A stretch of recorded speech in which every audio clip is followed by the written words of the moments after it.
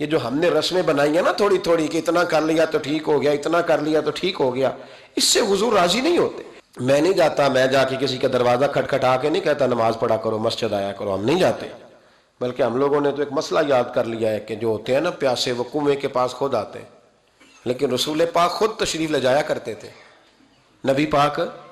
اور یہ ڈیوٹی صرف علماء کی نہیں، یہ مشترکہ ہے۔ حضور نے فرمایا تھا بلغ عنی ولو آیا، میری ایک ایک آیت لے کے تو نکل جاؤ، دنیا میں پھیل جاؤ۔ ہر بندے کی ڈیوٹی لگائی حضور نے۔ کنتم خیر امۃ اخرجت للناس تأمرون بالمعروف وتنہون عن المنکر، ہر ایک کی ڈیوٹی ہے، ہر ایک کی۔ یہ بھائی کے صرف یہی کام نہیں آنا کہ اسے 10,000 کی ضرورت ہے تو دے دو، اگر وہ بے نمازی ہے تو اس کے پھر بھی کام آؤ، اسے مسجد لایا کر، یہ بھی ڈیوٹی کر۔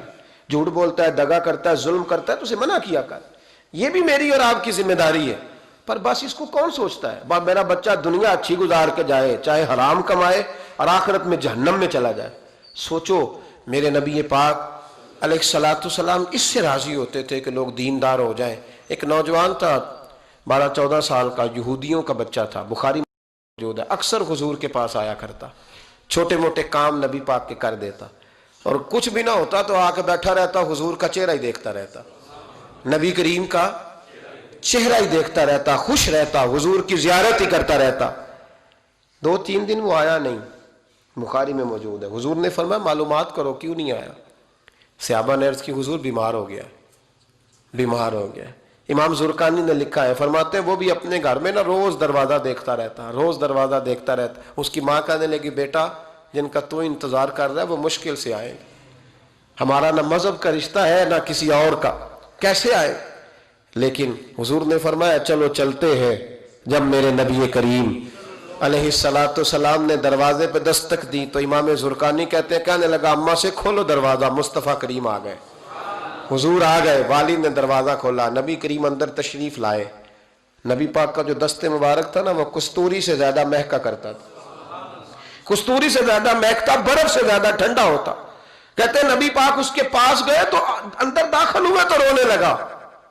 حضور نہ سرانے والی سائڈ پہ بیٹھ گئے، اس کا سر اٹھا کے گود میں رکھا، اور جب اس کے بالوں میں حضور نے دست مبارک پھیرا تو اس کی ماں اور باپ کی آنکھوں میں بھی آنسو آ گئے۔ یہ انداز کرم غریبوں کے ساتھ، ہم غریبوں کے ساتھ۔ وہ ایک ہندو شاعر تھا تو وہ حضور کی نعتیں لکھتا تھا، تو کچھ مسلمان بھی بڑے ڈاڈے ہوتے ہیں نا، اس کو جا کہنے لگے نعتیں تو بڑی لکھتا ہے، کلمہ کیوں نہیں پڑھتا، کلمہ بھی پڑھنا۔ تو اس نے کہا چل اس پہ بھی شعر سن لے، اس پہ بھی تو شعر ہی سن لے، کو میں تیرا پابند تو نہیں۔ کہنے لگا ہو جائے عشق کسی سے کوئی چارہ تو نہیں، صرف مسلم کا محمد پہ اجارہ تو نہیں، صرف مسلم کا محمد پہ اجارہ تو نہیں۔ اتنا ڈانڈا نہ ہو یار، میرے ساتھ یہ رویہ نہ کر، ہو گیا پیار، یہ ہو جایا کرتا ہے، اب تو اس طرح تو نہ کر میرے ساتھ۔ حضور نے جب پھیرا نا بالوں میں ہاتھ تو ماں باپ رونے لگے، اس نے بھی آنکھیں کھولی۔ میرے رسول پاک سید عالم صلی اللہ تعالی علیہ وآلہ وسلم نے نا اس بچے کا چہرہ دیکھا، حضور سمجھ گئے وقت تھوڑا رہ گیا، تب حضور نے اس کے ساتھ وہی کیا جس سے اس کی آخرت سنور جائے، وہ کیا جو درد تھا میرے نبی پاک، جو شوق رکھتے تھے حضور سب کے لیے، جو سب کے لیے شوق رکھتے تھے۔ میرے محبوب فرمانے لگے بیٹے کلمہ پڑھ لے، کلمہ۔ حضور کا شوق یہی ہے، یہی شوق ہے لوگ دیندار بن جائیں، کاروبار چمک جائیں، جی مرشد کے پاس گیا تو ریل پیل ہو گئی، یہ شوق ہی نہیں نبی پاک کا۔ حضور کا تو شوق ہے کہ سجدے کا ذوق ہو جائے، عبادت کا شوق بن جائے۔ نبی کریم علیہ السلام نے فرمایا بیٹے کلمہ پڑھو۔ اس بچے نے اپنے ماں باپ کی طرف دیکھا، باپ رو پڑا، کہنے لگا بیٹا آج ثابت ہوا ہے کہ میں نہیں تجھ سے اتنا پیار کرتا جتنا مصطفیٰ کرتے ہیں، تو میری طرف نہ دیکھ، تو پڑھ لے کلمہ، کلمہ پڑھ۔ اس بچے نے کلمہ ابھی پورا پڑھا ہی تھا کہ اس کی روح پرواز کر گئی، مسلمان ہوتے ہی اللہ کی بارگاہ میں حاضر ہو گیا۔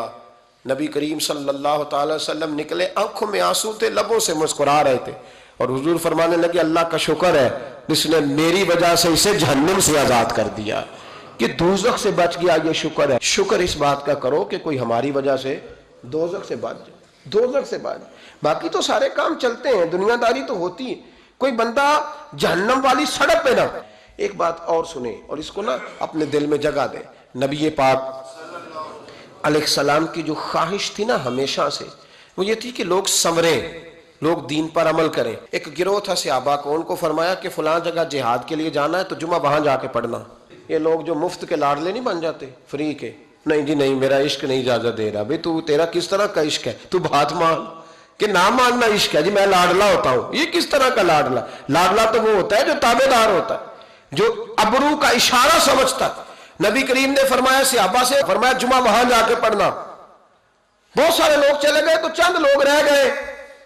جمعے کی نماز کے بعد حضور نے پوچھا، گئے نہیں؟ عرض کی حضور دل میں خواہش آئی تھی کہ اتنا بڑا جمعہ کیسے ملے گا برکت والا، تو یہاں جمعہ پڑھ کے ہی چلتے ہیں تاکہ ہمیں اتنے ہمارے نصیب کھل جائیں کہ حضور کے پیچھے جمعے کی توفیق ہو جائے. حضور پیار بڑا تھا، آپ کی اقتداء میں جمعہ پڑھنا تھا. پتہ ہے لفظ کیا ہے حدیث کے؟ حضور فرمانے لگے اگر تم میری بات مان کے وہاں جا کے جمعہ پڑھتے تو مجھے زیادہ خوشی ہوتی. نبی پاک صلی اللہ تعالی وسلم کی یہ خواہش رہی، حضور کا یہ ذوق رہا. اس ذوق کے لیے نبی پاک علیہ السلام عکاظ کی منڈیوں میں بھی گئے. اس ذوق کے لیے نبی پاک علیہ السلام میلوں میں بھی گئے. لوگوں کو کھڑا کر کر کے روک روک کے کہا دین قبول کر لو.